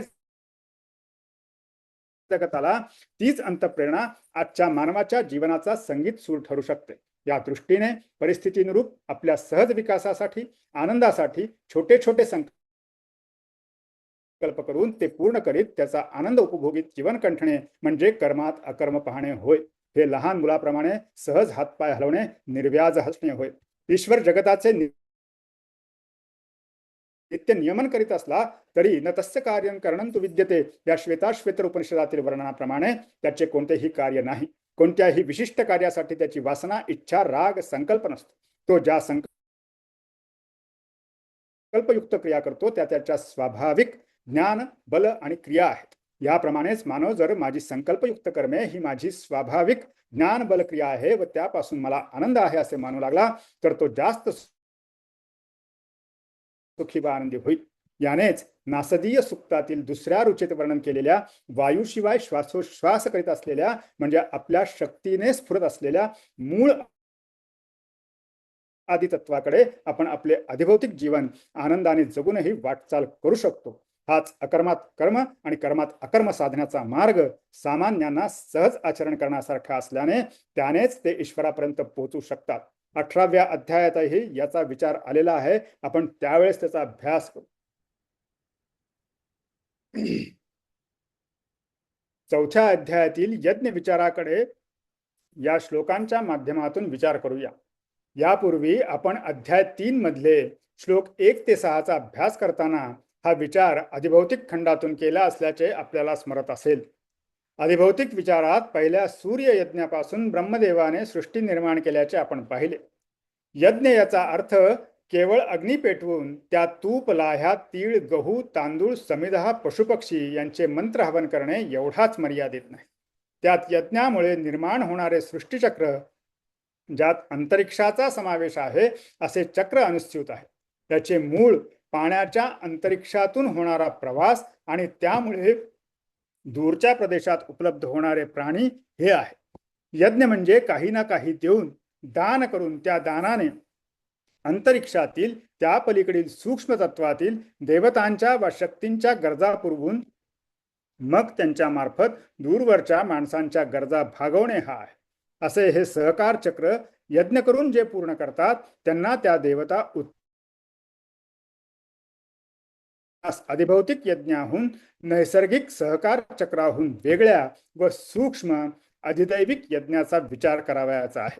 या अधिदैविक यज्ञाची सूक्ष्म अशी माहिती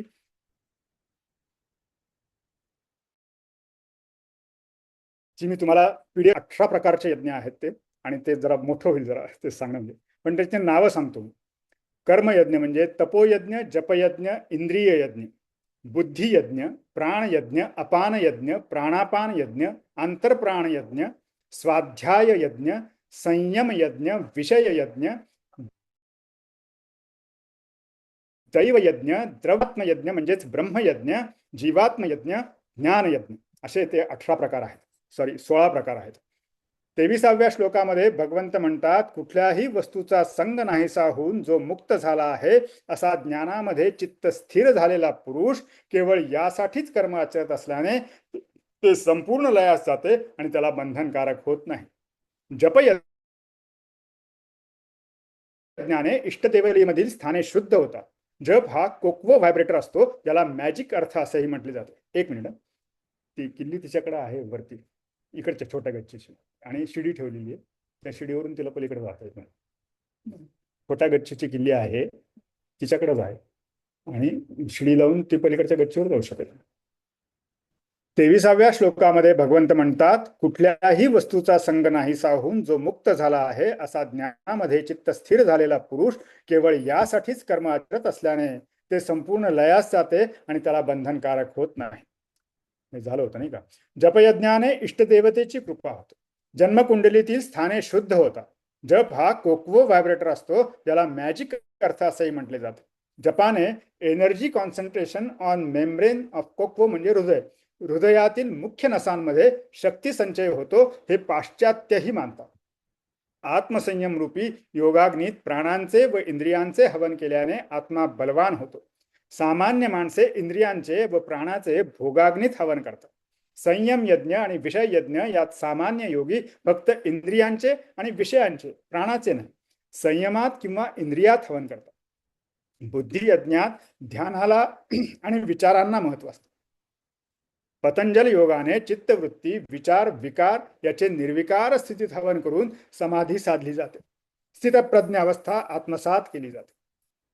काही अपानात प्राणाचे आणि प्राणात अपानाचे हवन करतात, तर दुसरे प्राण अपान यांची गती रोधून प्राणायाम परायण होतात. काही लोक आहार संयमित करून प्राणात प्राणाचेच हवन करतात. यज्ञाचे तत्व जाणल्यामुळे हे साधक यामुळेच पापमुक्त होतात. या श्लोकांचे केवळ अधिभौतिक व प्राणायाम या शारीरिक क्रियांद्वारा स्पष्टीकरण करता येते. प्राण रक्तातून शरीरभर ऑक्सिजन पोहोचवतो. अपान खाली नेणारा वायू पचन घडवतो. पचनाने रस म्हणजे एन्झाईम्स तयार होतात. अपानात प्राण हवन म्हणजे रसामध्ये रक्ताचे अर्घ्य देणे. त्यामुळे पचन शक्य, तसेच रस रक्तात शोषले जाऊन हाडादी सर्व भागात पोहोचतो. हे अपानाचे प्राणात हवन हे अधिभौतिक शारीरिक स्पष्टीकरण झाले.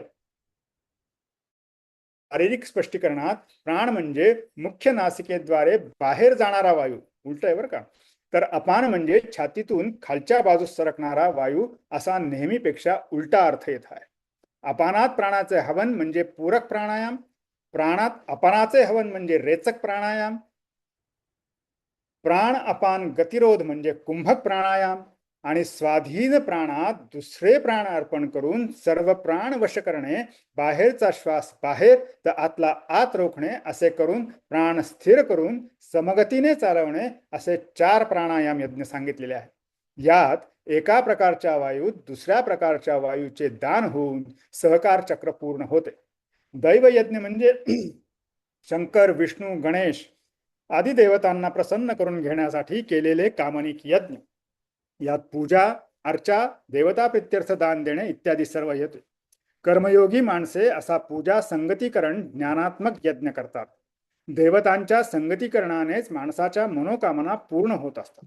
भूमी आणि जल या 2 देवता संगतीकरणाने बीजाचा वृक्ष होतो.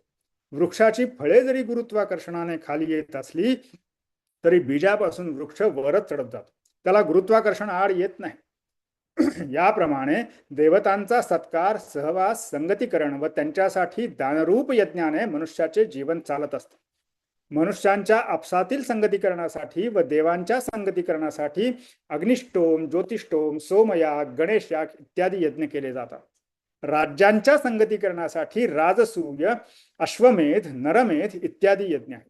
यात समिधांच्या हवनाने औषधींचे संगतीकरण घडून वातावरण शुद्ध होते. त्याने रोग दूर होत असल्याने ऋतुकाल संधीच्या काळात, म्हणजे जेव्हा रोग उत्पन्न होण्याची शक्यता असते, तेव्हा यज्ञ विधान करण्याची प्रथा पूर्वजांनी पाडलेली आहे. अशा सर्व यज्ञात अत्यंत श्रेष्ठ असा यज्ञ ब्रह्मयज्ञ होय.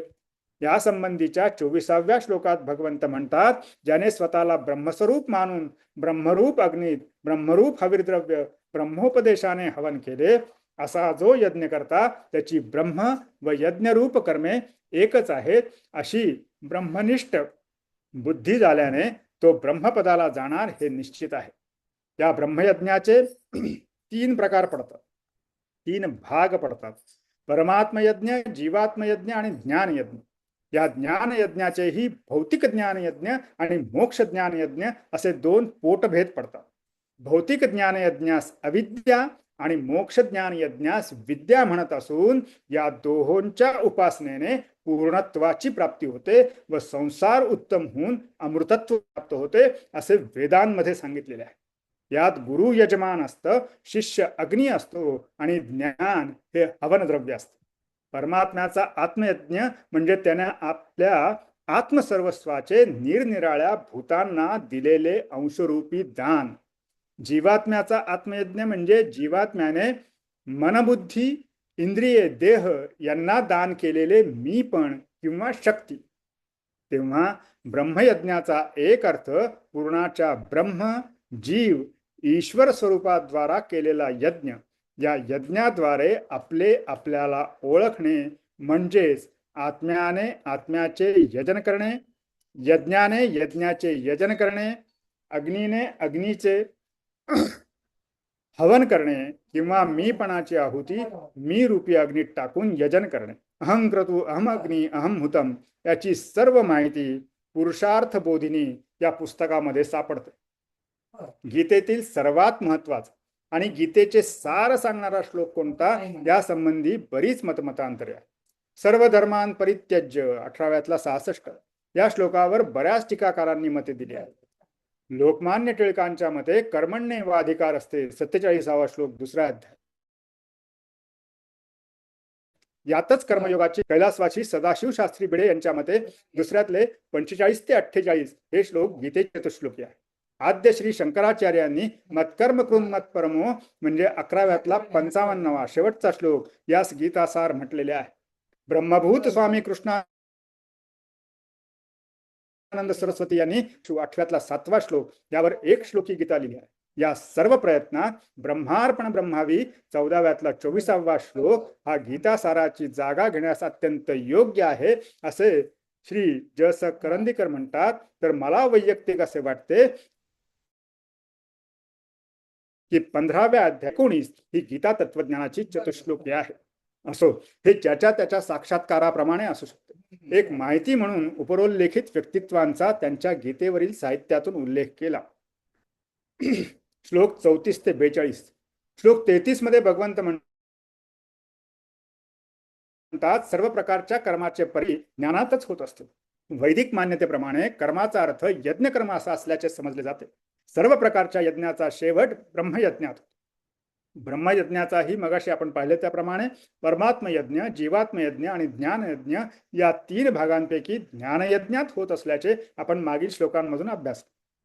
परंतु सांप्रत काळी कर्माचा अर्थ कोणतीही क्रिया असा केला जातो.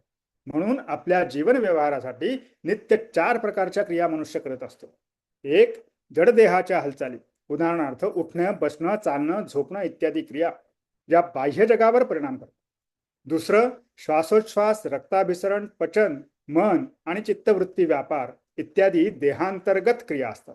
तिसरं, प्रीती, जग किंवा देह यातील गोष्टी वा घटनांबद्दल आवड, निवड, आसक्ती, प्रेम, वासना यातून निर्माण होणाऱ्या सुखदुःख. आणि चौथं म्हणजे ज्ञान, देह व त्यातील मीपणा, जग, जीवन याबद्दलची जिज्ञासा, विचार, समजूत, अर्थबोध आणि त्याचे परीक्षण तर्काने किंवा अनुभवाने, आकलन, स्मरण आणि अव्यक्त संस्कार रूपाने जीवात्म्यात साठवण. या 4 क्रियांनी सामान्य माणूस आपला प्रपंच चालवतो व त्यातील सुख व आनंद भोगण्याचा प्रयत्न करतो. परंतु त्यात यशाची खात्री नसल्याने व त्यात असल्याने तो दुःखी होतो आणि यशाच्या खात्रीसाठी आणि शाश्वत आनंदासाठी ईश्वराकडे किंवा परमार्थाकडे वळतो. आता परमार्थाचा, ईश्वराचा, ब्रह्मज्ञानानंदाचा सारा खटाटोप मीच्या अधिष्ठानावरच होत असल्याने वैदिक तत्वज्ञानाने याच 4 क्रियांवर आधारित एक कर्म, दुसरा योग, तिसरा उपासना किंवा भक्ती आणि चौथं ज्ञान हे 4 मार्ग परमार्थासाठी निश्चित. तत्वज्ञान आणि व्यवहार यांची उत्तम सांगड घातली आणि तत्वज्ञानाला मूर्त स्वरूप दिले.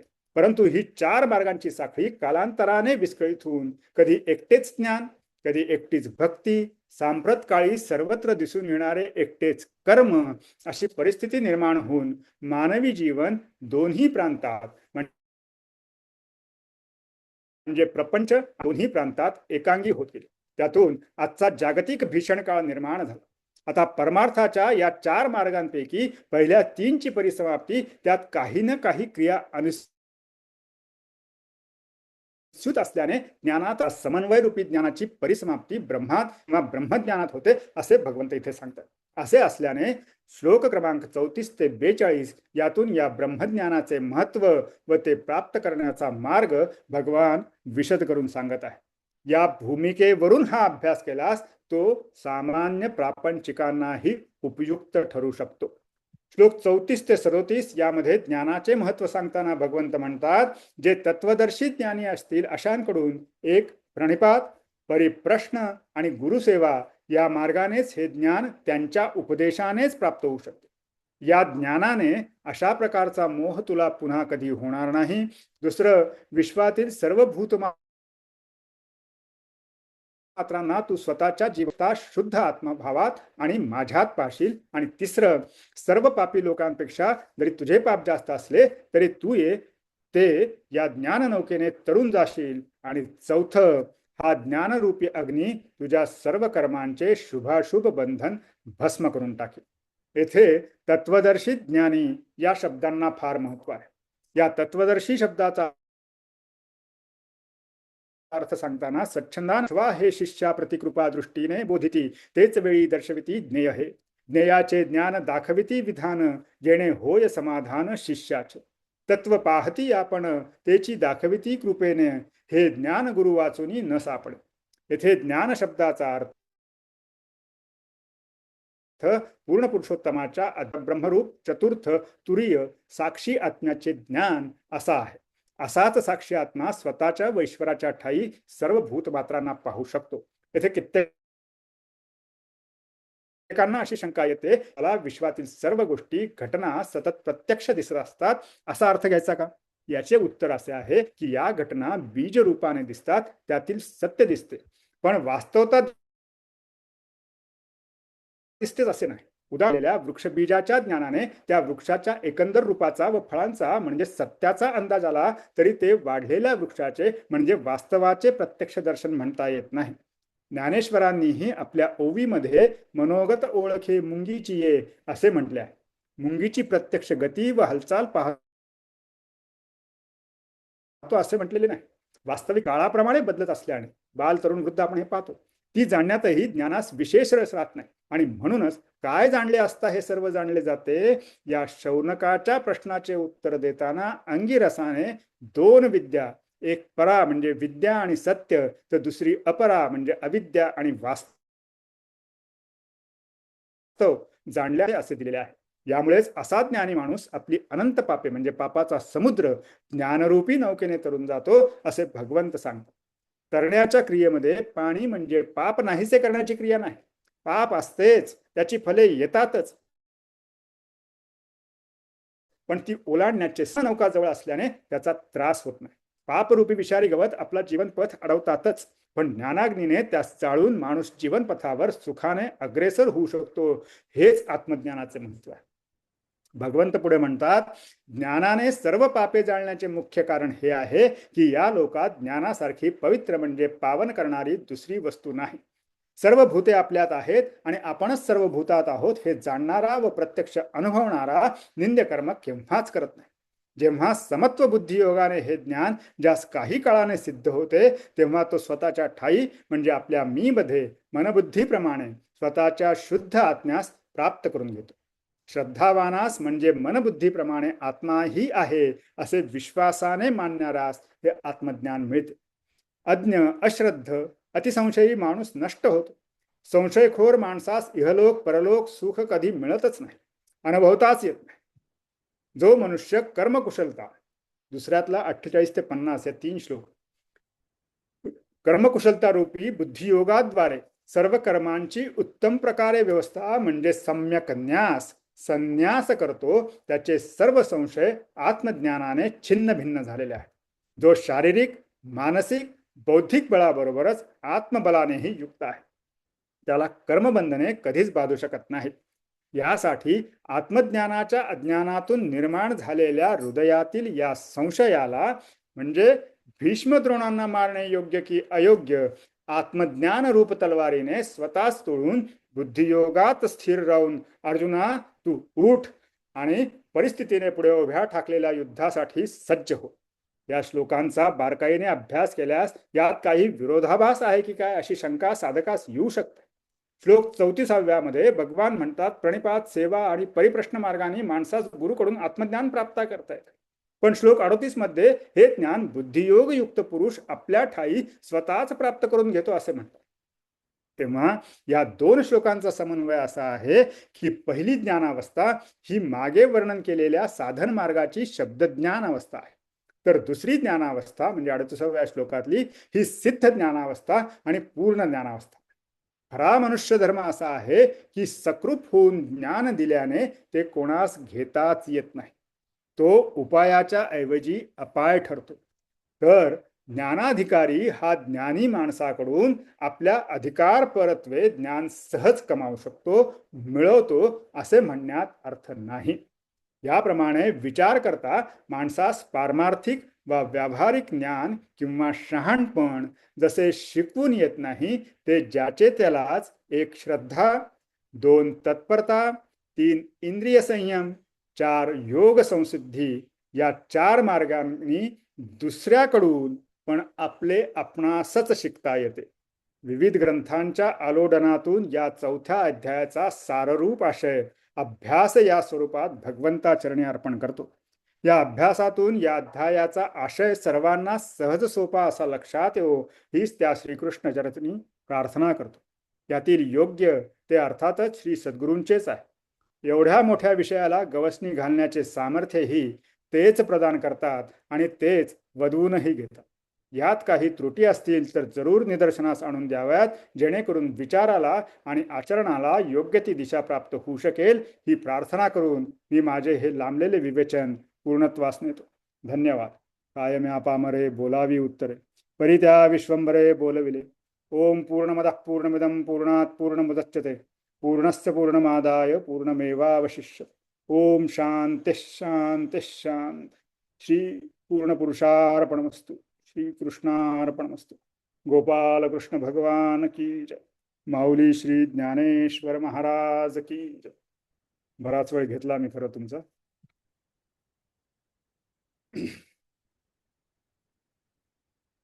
खूप दादा खूप सुंदर. छान, हा, खूपच सुंदर. खूप सुंदर सांगितलं. आणि अध्याय 4 ज्ञान आणि कर्म या दोघांचं सुद्धा कसं एकात एक सांगड घालायची. म्हणजे ज्ञान आणि कर्म म्हणजे एकाच नाण्याच्या दोन बाजू आहे. पण विचार करताना दोघांचाही कसा करायचा आणि कृती कशी करायची दोघांचा विचार करून, हे तुमच्या आजच्या पूर्ण सविस्तर विवेचनावरून लक्षात आलं. बोलते का आरती? खूपच हो दादा ताई. छान सांगितलं. ताई, बरेच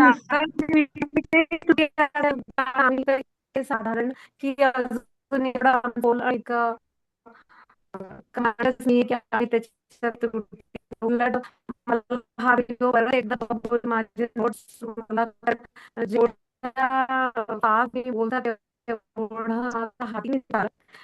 काही मला नोट करायचं आहे, युट्यूबवर व्हिडिओ बघून आणि आम्ही 5-6 दिवस हा अध्याय प्रत्येकाने आपल्याला पण वाचला बोलले आपल्या परीने बोलले, पण आता प्रत्येक वेळेस तुम्ही येऊन असं सांगून जाते मला समजते उलटी मारली की नाही मोदी सापडतो तसं नेहमी आणि नव्यातनं हातात दिव्य अनुभव तुमचा lecture मला कधी आला तुझा त्याची आवाज, वाट बघते मी तर आणि मला आरती तुझा सगळ्या आवाज मैत्रिणी बरोबर नाही तशीच येत वाट आहे. बघत असतील.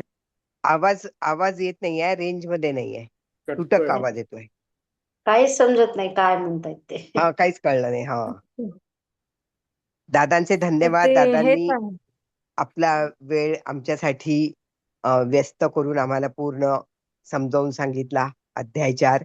असेच तुम्ही आमचे पूर्ण अध्याय झाल्यानंतर दर अध्यायानंतर आम्हाला सांगायला या, म्हणजे आम्हाला तो अध्याय जास्त विस्तृतपणे आणि विश्लेषण कसा काढायचा हे कळेल.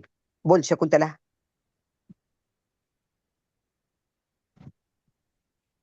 ताई, तुम्ही जे शकुंतला. हो हो हो, खूप छान दादा. दादा खूप छान, एकदम इतकं छान समजला ना अध्याय. बापरे, खूपच खूप सुंदर सांगितलं दादा. असेच या प्रत्येक वेळेस मार्गदर्शन करायला. आमचं मार्गदर्शन नाही, परीक्षा माझा अभ्यास मी ठेवलाय तुमच्यासाठी. काही त्रुटी असेल तर मला लक्षात द्यावं. आमची दादा परीक्षा ते सोपी जाईल. सांगायचं होतं की आम्ही इतके सुज्ञ नाहीच आहे की आम्ही तुमच्या ह्याच्यात काही त्रुटी काढणार, कारण अजून तर आम्ही अगदी ABCD शिकण्याच्या लाईनीवरती आहोत. तुमच्याकडून खूप मूल्यवान आम्हाला ज्ञान मिळतं आणि समुद्रात उडी मारल्यावर प्रत्येक वेळेस एक नवीन रत्न हातात येतो ना दादा, तसं आम्ही हे 5-6 दिवस अभ्यास करतो आमच्या परीने, आमच्या बुद्धीने, पण त्याच्यामध्ये काही एक नवीन, एक खोल अर्थ, एक जी खरी गीता आहे ती आम्हाला तुमच्याच मुखारविंदाकडून कळते आणि आम्ही खूप आतुरतेने वाट बघतो. आणि मला वाटतं मी एकटीच नाही, सगळेच जणे या माझ्या मताशी सहमत असतील की हो, आम्हाला दादांचं, आम्ही तर ताईंना सांगतो की अभय दादांना होय बोलवा, होय. म्हणजे कळेल आपण किती वाचलं आणि आपल्याला आणि तुमचं ना दादा भाषण ऐकून, तुमचे कडनं विवेचन ऐकून हे कळतं की आपला काहीच अभ्यास. हो, नाही तसं नाही, तसं वाटण्याचं काहीच कारण नाही. एखादा प्रश्न समजा तुम्हाला अडला, एखादा श्लोक अडला किंवा काही आपल्या जीवनामध्ये अनेक प्रश्न रेज होतात. तर ते रेज बरोबर. झाल्यानंतर अशा प्रकारचे व्हिडिओ जे आता तुमचे विविध प्रश्नोत्तरांचे किंवा वाचनाचे व्हिडिओज आहेत, ते व्हिडिओ तुम्हाला उपलब्ध आहेत. ते पहा, तुम्हाला कुठल्या ठिकाणी त्या प्रश्नाचं उत्तर मिळणार आहे. म्हणजे इव्हन दुसरा अध्याय सुद्धा माझा अर्धवटच झाला आहे खरं. तो अर्धा भाग केव्हा तरी मी पुन्हा सांगणारच आहे. म्हणजे तोही सांगणं आवश्यक आहे, कारण त्यांनी एक वेगळी प्रगल्भता किंवा एक थोडासा वेगळा दृष्टिकोन आपल्या स्वतःकडे पाहण्याचा निर्माण होऊ शकतो असं मला वाटतं. म्हणजे तर तो जेव्हा केव्हा, आता मला कशी सवड मिळते आणि कशी तुमची सगळ्यांची मिळून हे होते, वेळ मिळू शकते, त्याप्रमाणे तो दुसरा जो भाग आहे दुसऱ्या अध्यायातला, म्हणजे मी मागच्या वेळेस अर्धाच सांगितला होता, अजून अर्धा सांगण्यात तसा बाकी आहे. हो. आणि तो खरोखरीच खूप सुंदर असा अध्याय. म्हणजे तसे सगळेच अध्याय महत्त्वाचे आहेत, प्रत्येक श्लोक महत्त्वाचा आहे, प्रत्येक श्लोक हा तुमच्या आमच्या प्रपंचाशी परमार्थाशी निगडीत असाच आहे. आणि तशाच दृष्टीने ज्यावेळेस आपण विविध ग्रंथांमधून अभ्यास करतो त्यावेळेस ते आपल्याला लक्षात येतं की अरे हा, ह्या पद्धतीचा प्रश्न आपल्याला जीवनामध्ये पडला होता आणि त्याला ह्या श्लोकामध्ये उत्तर आहे. अशा प्रकारचं आपल्याला म्हणजे उत्तरं मिळत जातात. असंच मलाही उत्तरं मिळत गेले. म्हणजे असं काही वेगळं मी काही केलं, मी फक्त गीता वाचत राहिलो आणि त्यातून मला उत्तरं मिळत गेले. सद्गुरु कृपेने म्हणा किंवा ईश्वरीय आशीर्वादाने म्हणा, अनेक अनेक ग्रंथ मला वाचनासाठी मिळाले. तो वाचनासाठीचा वेळ मला उपलब्ध झाला. त्याच्यामुळे भरपूर ग्रंथांचं वाचन माझ्याकडून घडलेलं असल्यामुळे मी अशा पद्धतीने सांगू शकतो किंवा विचार करून मांडू तरी शकतो की बाबा हे योग्य आहे का, असं मी या वेगवेगळ्या ठिकाणाहून प्रयत्न करत असतो की योग्य तो दृष्टिकोन मिळावा आणि आपली जीवन नौका योग्य पथावर चालावी आणि आपल्याबरोबर इतरांचीही. जे जे मला समजलं ते मी दुसऱ्याला सांगण्याचा प्रयत्न करत असतो, एवढंच. खूप छान दादा, धन्यवाद. वेळ घेतला मात्र मी आज खूप, 4:30 वाजवले तर. आपण इतकं अभ्यासपूर्ण हम्म. पहिल्या सुरुवातीला पण मी तुमचं खूप वेळा विवेचन ऐकलंय, अगदी सुरुवातीला पण बऱ्याचदा रोजच असायचं तेव्हा. होय तर होय. आपण इतकं अभ्यासपूर्ण खूप सुंदर विवेचन केलं की ऐकतच राहावं वाटतं. 2 तास नाही, किती 2 मिनिटं झाले का असं वाटत होतं. इतकं सगळे अभ्यासपूर्ण ऐकायला मिळालं. धन्यवाद दादा. नमस्कार. हो, धन्यवाद धन्यवाद. अगदी सुरुवातीला आले आणि आताच आले दादा. सॉरी, आज मी हो. ऐकूच शकले नाही. हा नाही, ठीक आहे ना, हरकत नाही काही. हा नाही, काही इश्यू नाही. तेच पण म्हणलं मला एवढा वेळ दिला, दादा खूप धन्यवाद. म्हणजे नाही मी नाही, आज पूर्ण जवळजवळ बिझी 1.5 तास होते बोललो म्हणून मी. सांगून ठेवलं होतं वैजंतीताईंना की हा आज हा. मी बिझी आहे म्हणून, थोडस शक्यच नव्हतं आज. हम्म. चालेल. पण दादा बरेच दिवसांनी आले. आता हो हो. सांगायला पहिल्या सुरुवातीला नेहमीच तुम्ही